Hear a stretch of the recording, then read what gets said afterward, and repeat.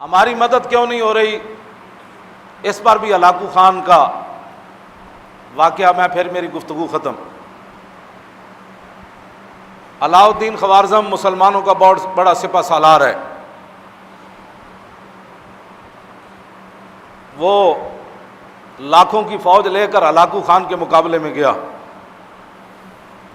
عین جب لڑائی کا موقع آیا تو علاء الدین خوارزم نے اپنی فوج کو واپس بھیج دیا اور خود بھی واپس پلٹ آیا کہ ہم نے نہیں لڑنا ہلاکو خان سے۔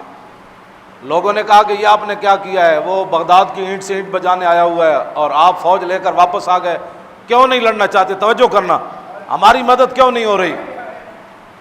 علاء الدین خوارزم کہنے لگا کہ میں ہلاکو خان کی فوج کا مقابلہ نہیں کر سکتا۔ اس نے کہا کیوں؟ اس نے کہا جو میں نے سنا نا اور جو میں نے دیکھا تم نے نہیں دیکھا۔ انہوں نے کہا تو نے کیا دیکھا؟ اس نے کہا کہ ہلاکو خان کی فوج کے سروں کے اوپر اولیاء کی روحیں اور فرشتے سایہ کر کر یہ لفظ کہہ رہے ہیں ہلاکو خان کی فوج کو کہ ایھا الکفرۃ اقتلوا الفجر، اوے بدکار کافرو ان بدبخت مسلمانوں کو خوب مارو۔ نے کہا جب اللہ کی مدد ہی ہمارے ساتھ نہیں ہے، فرشتے بھی اللہ کے یہی کہہ رہے ہیں ان بدبختوں کو مارو۔ یہ کلمہ حضور کا پڑھتے ہیں، آئیڈیل غیروں کو سمجھتے ہیں، یہ کلمہ پڑھ کر بھی ان کو یقین نہیں ہے کہ ہم نے کیا کرنا ہے۔ انہوں نے پاکستان حاصل کرنے کے بعد 69 سال گزار دیے حضور کے دین سے خوف زدہ کرتے کرتے، آج بھی حضور کے دین کو انہوں نے ہوا بنایا ہوا ہے۔ اسلام آ جائے گا تو ایسے ہو جائے گا، اسلام آ جائے گا، لوگوں کو ایسے ڈراتے ہیں جیسے ڈاکوؤں سے ڈراتے ہیں۔ اسلام کو انہوں نے ہوا بنا دیا۔ انہوں نے کہا کہ ایھا الکفرۃ اقتلوا الفجر، اوے کافرو ان بدبخت مسلمانوں کو خوب مارو۔ اس نے کہا جب اللہ کی تائید ہی ہمارے ساتھ نہیں ہے۔ جب خالد بن ولید پھنس گئے تھے نا شام کے محاذ پر، اور پوری فوج نے، ہزاروں کی فوج نے، ان کے 10 بڑے بڑے سپہ سالاروں نے خالد بن ولید کو گھیر لیا تھا، اور صحابہ کو پتہ نہیں تھا کہ خالد کدھر گئے۔ خالد بن ولید تنے تنہا ان کے تعاقب میں نکل کھڑے، انہوں نے پہچان لیا۔ ان کا سپہ سالار کہنے لگے یہی وہ بندہ ہے جس نے پورے دنیا کے اندر اپنی طاقت کی دھاک بٹھائی ہے، آج اس کو مارو تو ہر چیز واپس لے لو گے تم، اس سپہ سالار کو مارو۔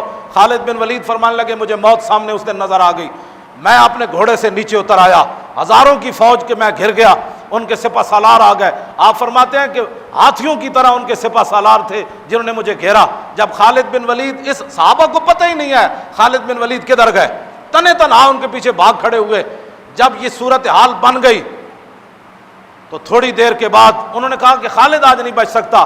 تھوڑی دیر کے بعد پیچھے سے جناب آواز آ گئی، خالد بن ولید کے پیچھے حضرت کاکا آ رہے ہیں، حضرت مثنیٰ آ رہے ہیں، حضرت شرحبیل آ رہے ہیں، بڑے بڑے جرنیل صحابہ پیچھے سے گھوڑے دوڑاتے ہوئے آ گئے۔ کافروں کے اندر تھر تھلی مچ گئی۔ انہوں نے کہا کہ یہ کیا بنا ہے؟ آتے ہوئے انہوں نے ساری فوج کو بھگا دیا۔ تو خالد بن ولید نے فرمایا کہ آپ کو کس نے بتایا کہ میں ادھر پھنس گیا؟ انہوں نے کہا کیا بتائیں، کس نے بتایا؟ جب ہم جنگ ادھر بیٹھے ہوئے تھے تو آواز ہوا سے گزرتے ہوئے فرشتوں نے کہا تم ادھر بیٹھے ہو، خالد پھنس گیا۔ جب اللہ کی تائید ہو تو پھر ہوا میں فرشتے بھی جرنیلوں کو آ کر کہہ دیتے ہیں کہ تم یہاں بیٹھے ہو، خالد ادھر لڑ رہا ہے۔ اور جب اللہ کی تائید ہی نہ ہو اور مسلمان گھر میں بیٹھے اسلام کے خلاف باتیں کرتے ہوں